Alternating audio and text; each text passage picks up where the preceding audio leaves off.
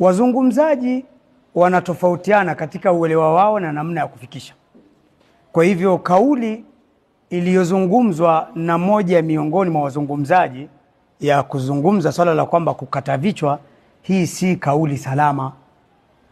Na hata katika utaratibu na miongozo aliyotuelekeza Mtume sallallahu alaihi wasallama katika maswala mazima ya kipindi cha nyuma, wakati Mtume akipigana jihadi, pia kulikuwa na taratibu maalum za kufuatwa: kufikisha ujumbe kwa wale ambao hawakuwa Waislamu kipindi hicho ili waweze kuamini, na kama hawajakubali kuamini basi walikuwa wanalipa jizya ambayo ni kodi, ili waweze kukaa katika miji ya Kiislamu kwa ulinzi na usalama na amani.